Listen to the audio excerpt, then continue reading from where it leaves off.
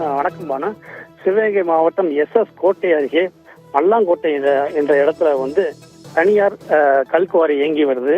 அந்த கல்குவாரி 10 வருஷமா இயங்கி வந்த நிலையில இன்று காலையில பணிக்கு வந்த ஊழியர்கள்ல ஒரு 15 பேர் கொண்ட குழுவினர் வந்து கல்குவாரிக்கு வந்து வேலைக்கு வந்திருக்க ஒரு பகுதியில் வேலை பார்த்துக்கிட்டு இருக்காங்க.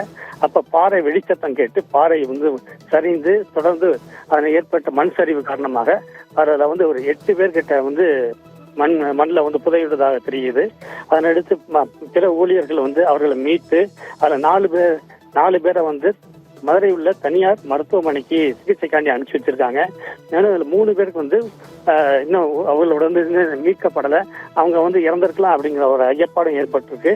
இந்த மண் சரிவு சம்பவம் அறிந்து சிவகங்கை மாவட்ட காவல்துறை கண்காணிப்பாளர் அசீஸ் ராவத், துணை காவல் கண்காணிப்பாளர் செல்வகுமார் உள்ளிட்ட அதிகாரிகளும் வருவாய்த்துறை அதிகாரிகள் தான் குழுமி இருந்து அதை பாறை இடுக்குகளை சிக்கி இருக்கிற அந்த தொழிலாளர்கள் மீட்கப்பட நடவடிக்கை எடுத்துட்டு வர்றாங்க பானு.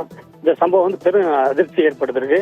உறவினர்கள்லாம் அந்த கல்குவாரி முன் குவிந்திருந்து கண்ணீர் வெடித்து கதறி அழுது கொண்டு இருக்கிறாங்க பானு.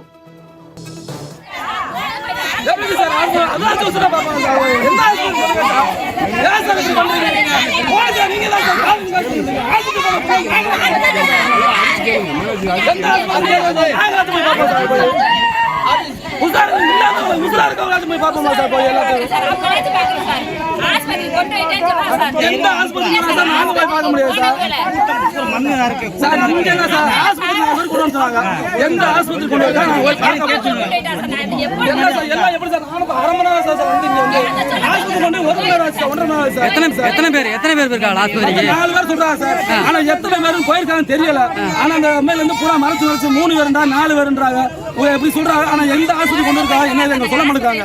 நாங்க உயிரோட இல்லாம இருக்க வளர்த்து நான் பார்க்கணும் எந்த ஆஸ்பத்திரியும் சொல்ல மாட்டாங்க சார். வித்தியாசம் நடக்கிறது வந்து நீங்க வளர்க்கறது நடக்கிறது வித்தியாசம் நடக்குது.